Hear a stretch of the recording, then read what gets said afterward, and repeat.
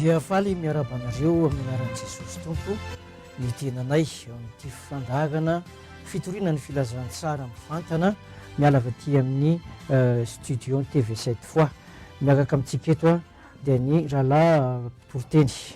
Alors, bonjour chers auditeurs, merci d'être avec nous aujourd'hui avec l'apôtre Benjamin pour une nouvelle session de prêche. Mivantana, zany hoe vaovao zany ty loha hevitra ty ihodina eo amin'le hoe fanahy masina izay omena sy raisin'ny mino azy dia manasa anao anaraka tsara. Effectivement, nous allons aujourd'hui parler du Saint-Esprit pour ceux qui croient afin qu'ils reçoivent ce même Saint-Esprit.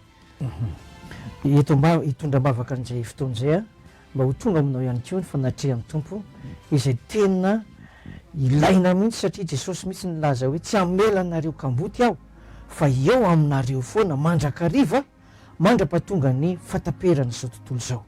Mangataka amin'Andriamanitra zay mba ho tonga ao aminao za fanirian'ny Tompo zany hivavaka ry aho. Alleluia. Jehovah Tompo raina masina velona mandrakizay ny an-danitra ao ianao ny paharina lanitra sy ny tany sy rehetra eo aminy, ny ranomasina sy rehetra eo aminy, ny ranomamy sy rehetra eo aminy, nanao ny olombelona anapaka zany no natsanganao zany zahay Tompo. Halleluia.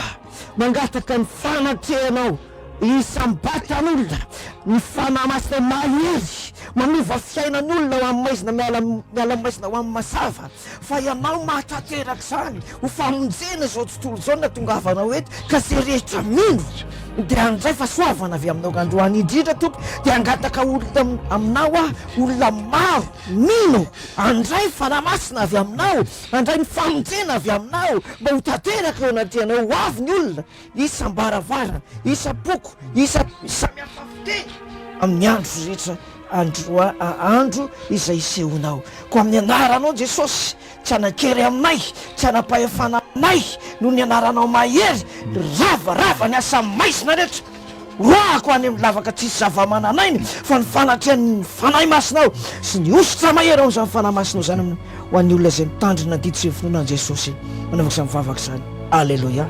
Amen.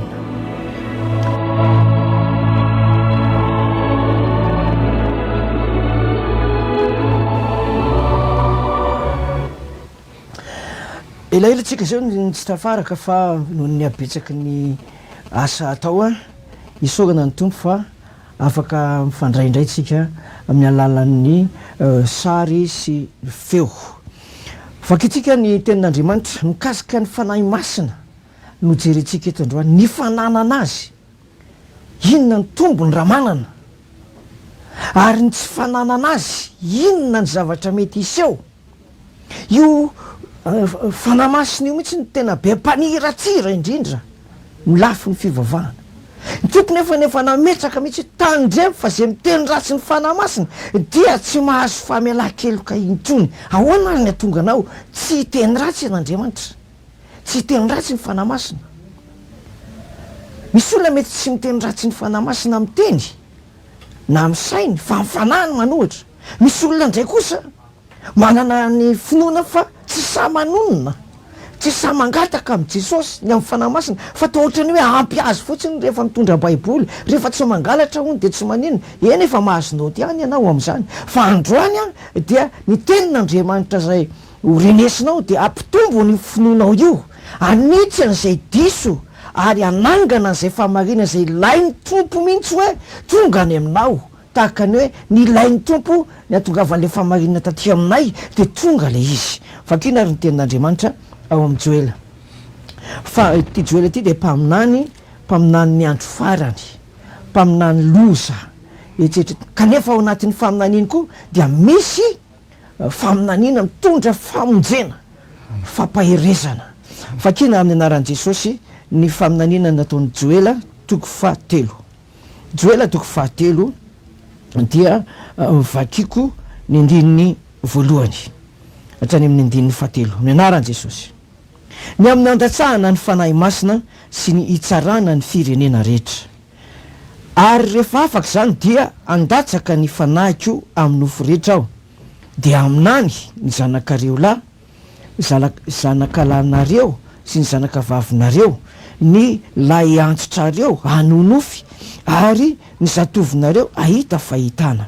Ary na dia ny mpanompo lahy sy ny mpanompo vavy aza dia andatsahako ny fanahiko amin'izany ny andro zany. Ary isy fahagagana eny amin'ny lanitra sy aty amin'ny tany aho dia rasy afo ary setroka mitakosona. Alors nous allons lire dans Joël, le livre des prophètes de Joël, dans chapitre 3, depuis le verset 1 jusqu'au verset 3, au nom de Jésus. Après cela, je déverserai mon esprit sur tout être humain, vos fils et vos filles prophétiseront, vos vieillards auront des rêves et vos jeunes gens des visions. Même sur les serviteurs et sur les servantes, dans ces jours-là, je déverserai mon esprit. Je ferai des prodiges dans le ciel et sur la terre, du sang, du feu et des colonnes de fumée. Eto zany dia hitantsika mazava tsara mihitsy ny andafasana an'le faminaniana. Azo lazaina hoe izao tontolo izao. Azo lazaina hoe karazan'olona rehetra, dada, mama, ny ankizy, ny zoky be, dadabe sy bebe. Ary ny firenena rehetra. Hita eto zany fa tsy hanavaka firenena manokana izy, ohatsy tsy hanavaka ny jiosy manokana izy. Fa eto dia voalaza mihitsy fa ao amin'ny olona rehetra no andefasana azy. Asa ny voalaza tiako hoe amin'ny andro farany no andatsahako ny fanahy masina. Raha zao zany tonga ny fanahy masina, na hoe ho tanterahan'ny tompo izao tsika miresaka zao, le fanomezana ny fanahy masina, iza re no faly, ary iza re no tapidalaka le tampoka eo ary iza ny tsy ho faly. Fanontaniana mila valiny zany hoy ny mpijery antsika, fa ny tsara ho fantatro ameloha aloha dia misitrapon'Andriamanitra ny aminao. Alors aujourd'hui, effectivement, nous allons parler du Saint-Esprit. Le Saint-Esprit est normalement donné à toute catégorie de gens, de nations, mais pas seulement à une nation spécifique, car ici, on parle ici de la volonté de Dieu qui est très important à respecter quant au fait de recevoir ce Saint-Esprit. Ndray andro Jesosy rehefa tonga nofo dia nanamarina ny zavatra nytenenin'ny faminaniana izy hoe tsy maintsy tanteraka ozy izy izay nampilazana tao amin'ny lalàna, tao amin'ny faminaniana, ny ao amin'ny tantara, ny amin'ny filazantsara, amin'izay lazaina hoe baiboly tsy maintsy tanteraka. Alors, un jour, Jésus a prophétisé sur la manière selon laquelle que tout ce qui est écrit dans les psaumes, dans les prophètes, dans les lois et dans les évangiles et même dans les chroniques doivent se réaliser inévitablement. Raha ho tanteran'ny tompo zao zany le izy dia iza karazan'olona ahoana ny andray an'ilay fanatanterahana, ohatra hoe ny fanomezana ny fanamasina. Vakitsika ny ten'Andriamanitra ao amin'ny Matthieu 7. Izany hoe vao manomboka mitovy teny Jesosy dia jerentsika le lohahevitra lehibe sy ny hafatra lehibe napetrany tamin'izany. Ao amin'ny Matthieu 7 dia vakitsika ny andininy 1:20. Mivaky toy izao zany manao hoe rehefa nanao batisa tany morony Jordana i Jaona mpanao batisa dia niveriny olona fa izy ny Mesia. Vakiko ny andininy voalohany ao amin'ny toko fahatelo. Ary tamin'izany andro zany dia niseho Jaona mpanao batisa nitorany tany efitra Jodia nanao hoe bebay anareo fa efa akaiky ny fanjakan'ny lanitra, fa izy no ilay nampilazan'ny Isaia mpaminany hoe injany misy feo miantso mafy any anefitra hoe amboary ny lalan'i Jehova, ataovy mahitsy ny lalan-kalehany. Ary ny fitafian'ny Jaona izany dia lamba volon-drameva ary fehikibo hoditra no tamin'ny valany, ary ny fihinany dia valala sy tantely remby. 5. Ary Jerosalema sy Jodia rehetra ambany tany rehetra amoron'ny Jordana dia nivoaka nakany amin'ny Jaona ka nataony batisa tao amoron'ny Jordana rehefa niaiky ny fahotany. Alors nous allons lire effectivement dans Matthieu chapitre 3 verset 1 quand Jean allait baptiser dans la rivière de Jourdain.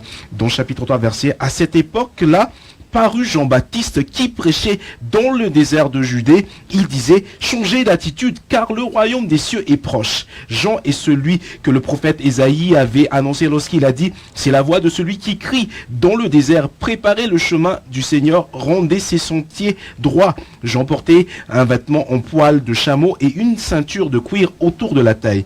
Il se nourrissait de sauterelles et de miel sauvage. Les habitants de Jérusalem, de toute la Judée et de toute la région du Jourdain se rendaient vers lui.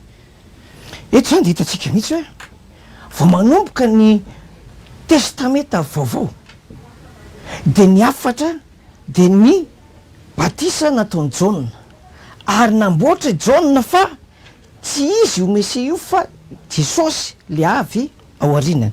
Vakitsika ny andininy fahafito manao hoe ary noho ny nahita ny fariseo sy ny sadiseo maro nanantona ny batisana izy Jaona zany io dia hoy izy taminy taranaky ny menarana zay iza nanoro hevitra anareo andositra ny fatezerana avy koa mamoasa vomendriky ny fibebahana ianareo ary aza manao anakapo hoe manana ny Abrahama oranay zay fa lazaiko aminareo fa Andriamanitra mahay manangana zanaka ho an'i Abrahama avy amin'reto vato reto ary indro efa mipetraka eo amin'ny fototry ny hazo sady ny famaky koa ny hazo rehetra izay tsy mamovo tsara dia ho kapaina ka atsipy any amin'ny ao anaty afo.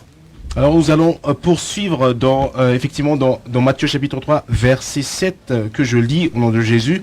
Cependant, quand il vit beaucoup de pharisiens et de sadducéens venir se faire baptiser par lui, il leur dit, race de vipères, qui vous a appris à fuir la colère à venir?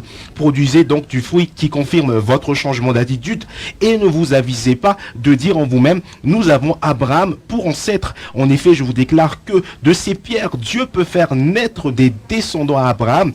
Déjà, la hache est mise à la racine des arbres. Tout arbre qui ne produit pas de bons fruits sera donc coupé et jeté au feu.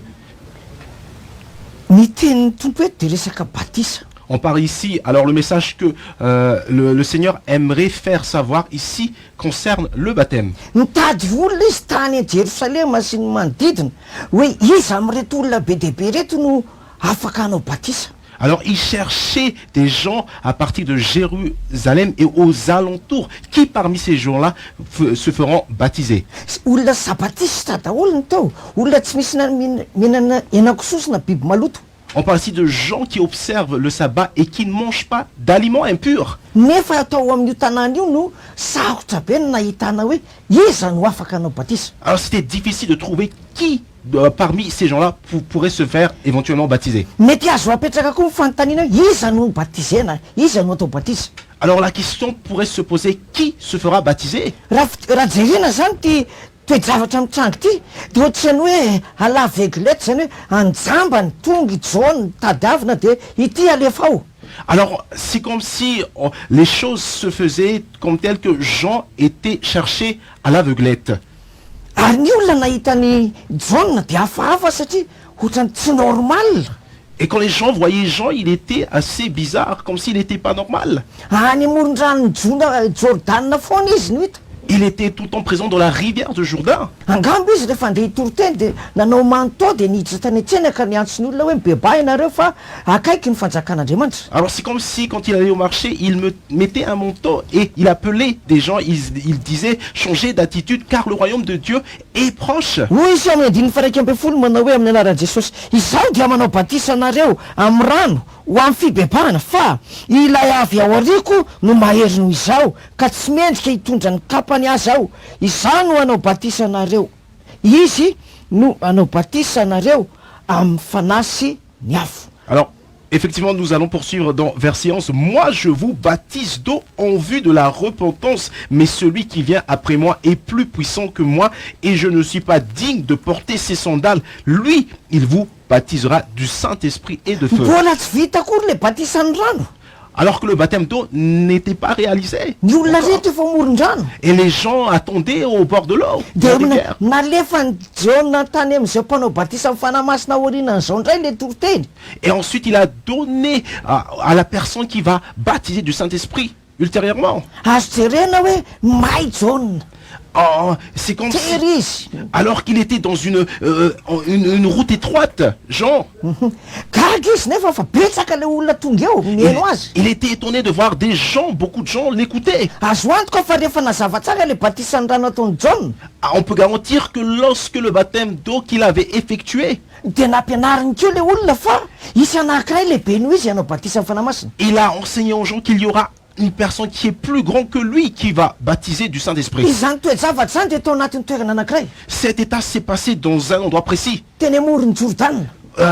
sur la rivière de Jourdain. Be dia be ny olona tonga iain'ny torotenin'ny John. Les gens se regroupaient pour écouter la prêche de Jean. Efa betsaka ny efa zatra ny torotenin'ny John. Et il y avait des gens qui se sont accoutumés de la prêche de Jean. Efa betsaka ny hitan'ny olona hoe mandeha nireo hoe ny feo hoe ho tapahana ny lohan'ny John. Et il y a des rumeurs qui disaient que on allait couper la tête de Jean. Mbola nitoroteny ihany anefa John. Et Jean continuait à prêcher. Tsy mety afa-po mihitsy Il izy. n'était pas satisfait. Mety hoe tsy rarany raha ho tapaka ny lohany. C'est comme s'il il s'en foutait quelque part si sa tête était coupée. Fa tiany fotsiny le olona handray an'le hafatra satria ho famonjenany le olona io. Il aimait juste, il espérait que les gens prenaient la parole en guise de salut pour ces personnes-là. Jereo tsara izy no difa raiky ambin'ny folo hoe izany manao batisanareo amin'ny rano ho amin'ny fibebahana fa ilay avy aoriako no mahery noho izao ka tsy mendrika hitondra ny kapany azy ao. Izao no hanao batisanareo izy no hanao batisanareo amin'ny fanamasina sy ny afo.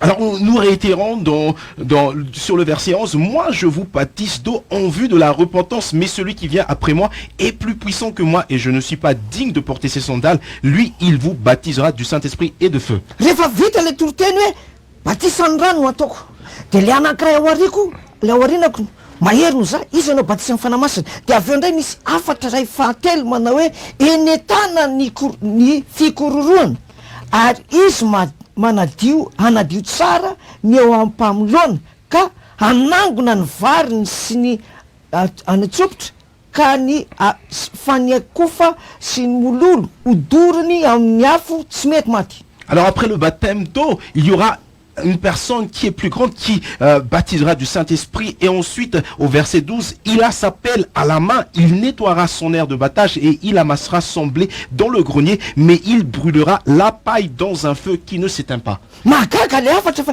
ohatrany hoe mametraka zavatra eritreretina tsara John mpanao batisa am'le olona mihaino azy. Alors le message est pertinent car il fait interpeller aux gens qui vont se faire baptiser. Gaga ny olona ohatrany hoe fitoriana fiangonana madinika amin'izao fotoana zao ohatrany hoe rahalahy Benjamin zany no mitoroteny eo. Alors si les gens étaient étonnés, c'est comme si ce sont les églises cathètes de par l'apôtre Benjamin qui prêchent la parole de Dieu. Le mametraka hoe ty fiainana ty fahafatesana. Et ce qui fait différencier, voici la vie éternelle et voici la mort. Fidio zay fidinao androany. Et choisissez le chemin par lequel vous allez emprunter. Takatakan'izany lazainy John. Et c'est de cette manière que Jean a affirmé que. Ty mpanao batisan'ny rano John ny anarany. Et Jean-Baptiste était celui qui a baptisé d'eau. Ty mpanao batisan'ny fanamasina Jesosy ny anarany. Et Jésus, de l'autre côté, il baptise du Saint-Esprit. Dia nampiny hoe raha tsy mino an'ireo nareo Et il a dit que si vous ne croyez pas en ces personnes-là, dia dorana ohatrany any amin'ny akofa. et vous serez vraiment brûlés comme de la paille. Tsy fahakalana akory io afatra io. On parle pas ici d'un message de haine, No hoe fanavakavahana mais ou de distinction, na hoe fanavakavahana fiangonana mais aussi de distinction d'église. fa napetraka Jesosy na fiainana Mais Jésus a posé clairement, na fahafatesana. soit la vie, soit la mort. que vous Tena allez tahaka ny choisir. akofa ianareo sy mololo izy dorana any amin'ny afo tsy mety maty. Alors vous serez comme la paille dans un feu qui ne s'éteint pas. Ny zavatra mahagaga rahalahy dia zao mora mino ny olona hoe teraka tao Nazareta tany amin'ny tranon'omby i Maria sy Josefa dia zao Jesosy zao no zazao mora atao mihitsy le izy mahafinaritra atao senety atao film. Et c'est comme si les gens sont dans un film et ils croient aveuglément que Jésus était né dans un étable, qu'il était né par Marie et Joseph dans un étable. Tsisy débat mihitsy Il io. n'y a aucun débat sur cela. Ary be dia be ny sympathisant io. Il y a des gens qui sympathisent, sont des sympathisants. Mandraky tiany androany. Et aujourd'hui, jusqu'à aujourd'hui. Mbola omena reny pilipitra le sarin'ny Jesosy kely popety. Et c'est comme si ils emmènent l'image de Jésus en poupée sur l'autel. Ary raha apetraka eo koa nkely ny afo sy ny apombo izy reny hibebaka. Et si on mettait la paille et aussi le feu, qui va se repentir. Be dia be nanangatarana hoe mino an'io zazakely io a. Et il y a des gens, beaucoup de gens ont levé le main, ils disent, ils croient en cet enfant. Dia mety misy miteny hoe za koa mino amin'ny mamany. Et moi, et les autres disent que moi aussi je crois en leur mère. Fa mety misy vety be dia be mihitsy hoe ny dadany ohatrany tsy dia ilaina. Et ils disent que peut-être nous avons besoin de son père. Iavana androany dia misy afatra tonga ao aminao, misy mpanompona misy anjely anankiroa, ny ray mandondona hoe minoany Jesosy dia vonjeny ianao. Et aujourd'hui, il y a un message qui est à portée de main pour toi qui nous écoute. Il y a un ange qui dit, qui frappe à ta porte aujourd'hui. Raha mino anao izy izy dia tsy ho very, fa raha tsy mino anao dia atsipy any amin'ny farimy rehetra afo. Alors si tu crois, tu seras sauvé, mais si tu ne crois pas, tu seras jeté. Amin'izay fotoana izay na omenao an'ny fiangonana na omenao an'ny Jaona mpanao batisa ny akanjonao sy ny kostaranao sy ny vadinao sy ny zanakao zay hoe ty fa ovy amin'izay fotoana izay rehefa tapitra ny fepetra dia izay mino mandray ny vokatrany, zay tsy mino atsipy ny farimy rehetra afo. Alors à la fin, peu importe ce que tu vas donner, tes habits, tes vêtements, à Jean-Baptiste ou à Dieu, mais ceux qui croient aura vraiment la vie éternelle. Ao anatin'ilay batisan'ny rano dia efa samahotaka ny olona hoe olon-dehibe, ankizy kely, voateraka, tsy maty. Alors les gens sont portés à confusion lorsqu'il s'agit du baptême d'eau. Va-t-on baptiser des grandes personnes, des petites personnes ou bien... Dia mandeha tonga teny amin'ny hôpitaly namandy olona tao amin'ny efitrano anankiray. Alors un jour, je suis parti à l'hôpital pour visiter une personne dans une chambre. Dia nisy anankiray efa marary mafy mihitsy, efa tena hoe sarotra be ny fitsaboana azy. Alors il y a une personne qui était sévèrement malade et que la guérison était presque impossible pour cette personne-là. Dia le olona anankiray vangiko nentiko ambavaka, napahireziko nentiko ambavaka. Alors la personne que j'avais visitée, je l'ai exhortée, je l'ai encouragée et je l'ai portée en prière. Le ray chambre teo nefa nahita mivavaka. Alors que la personne qui était dans cette chambre m'a vu prier. Zany efa niambohan'le olona be dia be tao fa le marary vangiko ihany no fanatrika amiko. Alors j'ai tourné au dos aux gens qui étaient dans la pièce, mais c'est seulement la personne à qui je voulais visiter, c'est celui-là que je priais porter en Dia prière. nivavaka ho azy dia nametrahako tanana izy. Et j'ai commencé à prier pour cette personne et je lui ai imposé des mains. Dia natsangako ny tany anankiray. Et je lui ai fait lever sa main. Dia nivavaka. Et j'ai commencé à prier. Dia nitomany le olona nametrahako tanana sy nentiko ambavaka tao amin'ny hôpitaly. Alors cette personne à qui j'ai imposé les mains commençait à sangloter, à pleurer. Dia rehefa vita le vavaka Et après la prière, dia hozy izy le marary Et hoe le misaotra malade avait dit, paster, merci pasteur, nandalo ianao parce que tu es passé. satria Andriamanitra naniraka anao. Parce que c'est Dieu qui t'a fait venir Dia ici. nanontany aho hoe Et je lui ai demandé, fa manahoana ianao zao. comment vas-tu aujourd'hui? Azoko ny fiainako izy. Et c'est comme si ma vie est, je vais mieux là. Dia hozy izy hoe sao dia afaka miantson'le dokotera ianao paster. Et il m'avait dit, est-ce que tu peux appeler le docteur? Dia sao sa tsy afaka miantson'ny Non, je ne peux dokotera. pas appeler le docteur. Je Dia vao lui ai dit. niteny an'izay vao niodina dia hozy le olona tetsy amin'ny sasan'le fandriana hoe Aussitôt que je me détournais, et les gens qui étaient présents, ils disaient, ary zay nga tsy entin'ny pastera ambavaka. pourquoi vous ne portez pas en prière, pasteur? Dia nijereko tsara le marary, dia jereko tsara koa le mpamangy fandriana anankitelo ny teo. Alors je regardais malade, simultanément le malade et ceux qui étaient présents. Il y avait 3 lits. Dia hozy aho hoe Et j'ai nareo dit, nga aho ohatrany tsy mino e. c'est comme si vous êtes pas vous êtes des incroyants, je leur ai dit. Misy sarin'olona zay eo ambonin'le fandriana. Il y avait une image accrochée au-dessus du lit. Dia tsy fantako olona io fa ohatrany fatsika amin'ny lakroa zany. C'est comme s'il était cloué à la croix. Mbola tsy nahitany olona io mihitsy Je hatramin'izay. n'ai jamais vu cette personne-là. Dia hoy aho mantsy an'le lehilahy le salama le amangy teo. Et j'ai dit à la personne qui a recouvré la santé, Fa izy zao io mifatsika amin'ny lakroa anareo io. qui est cette personne qui est à la croix? Dia Jésus. Et il avait dit, Jésus. Dia efa nga efa ela be nareo no narary tato. Est-ce que vous êtes malade depuis longtemps? Je lui ai dit. Dia efa ela be Oui, ça fait longtemps que je suis efa malade. efa lany vola. Et nous n'avons plus d'argent même. Mangataka aminao paster. Je demande à toi, pasteur, Vonjeo hoe sauve-moi. na dia hoe hivoaka fotsiny amin'izao ary. Même si nous voulons sortir juste de l'hôpital. Fantatro fa raha miresaka amin'ny dokotera ianao dia avoaka eo. Je sais que si tu converses avec le docteur, nous allions sortir. Dia zao za tsy mahay miresaka amin'ny dokotera. Et moi je dis, je ne sais pas converser avec le docteur.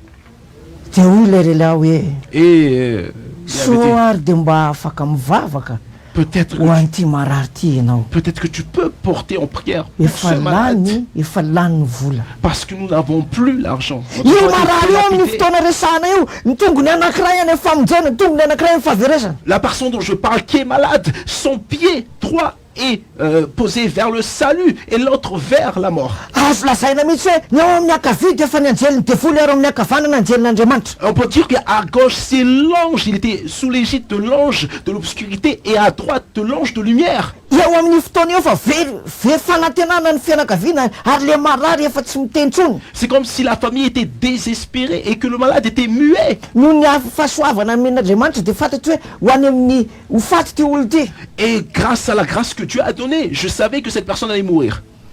Hoy John, Et Jean avait dit que mibebaha ianareo atao batisa.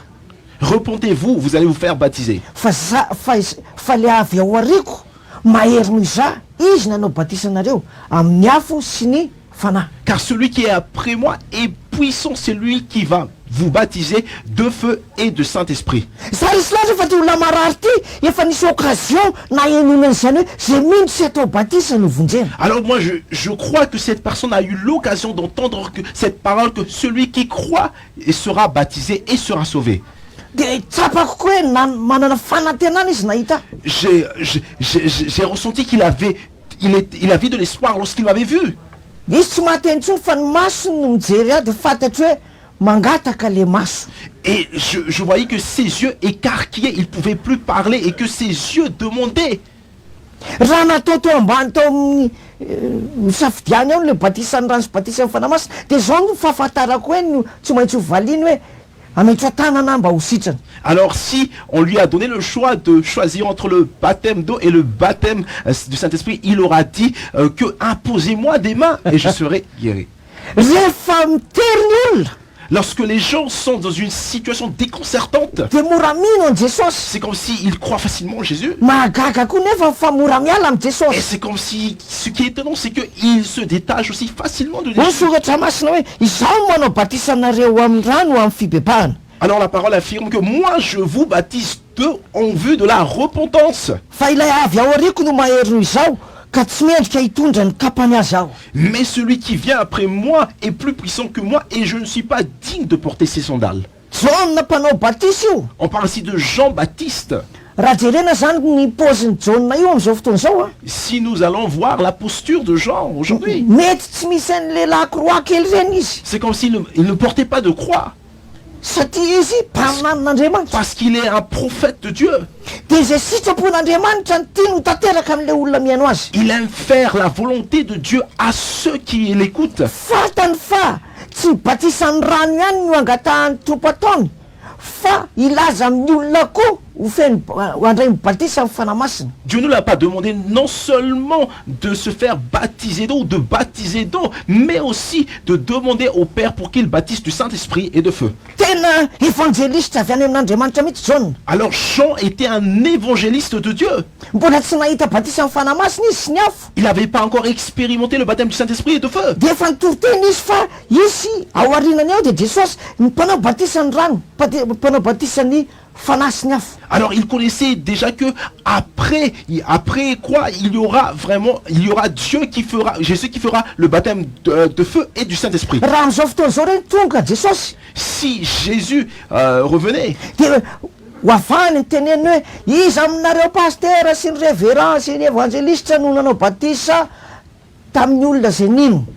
alors si Jésus viendra, il va différencier qui parmi ses révérends et ses prêtres ont baptisé. Angamba natsangana ny tanana voalohany hoe iza no natao batisan'ny rano nasitrika.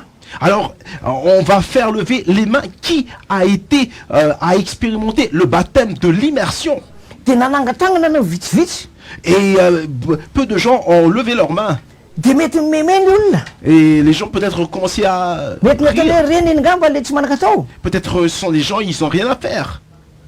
avy eo nefa tsisy fanontaniana faharoa tsony mikasika an'le batisa Après, il n'y a plus une deuxième Ah, question sur le baptême. afa-tsy amin'ny anankiray Seul avec de le l'autre. batisa ny afo On parle ici de sy ny baptême fanahy. de feu et du Saint-Esprit. ngambo jauna mety miandriandry hoe ary to mbola tsy nisy nanao nandray batisa ny afo sy ny fanahy. Et Jean alors attendait qu'il n'y avait personne qui a pu faire le baptême du Saint-Esprit et de feu. Gaka angamba le jauna hoe fa andraso hoe tsatoako kely hoe efa vita ndre zany fahaizany ianareo e. Et peut-être je vais questionner que est-ce qu'ils ont reçu le baptême du Saint-Esprit? Non, ça a été déjà fini. De gaga jauna fa tsisy nanangatanana mihitsy. Et Jean s'est étonné, personne n'avait levé les mains. De azo antoka zany fa fatapatatry reto olona nanaraka ny jauna natao batisan'ny rano reto fa tsy jauna no manao batisany afo fa Jesosy Kristy zay avy aorinany.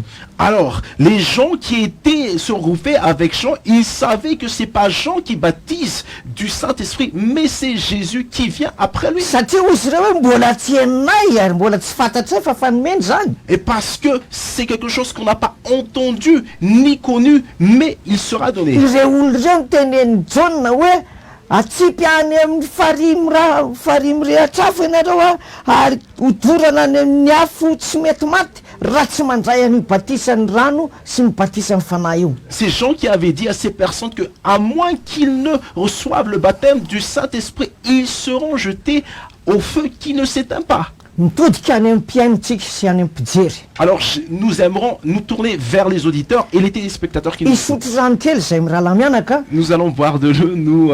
Ianao kosa andinika an'izay sitrapon'Andriamanitra zay na vita ianao na tsy vita. Et vous, vous allez méditer sur la volonté de Dieu, si vous avez reçu le baptême ou pas. Hira anankiray. Nous allons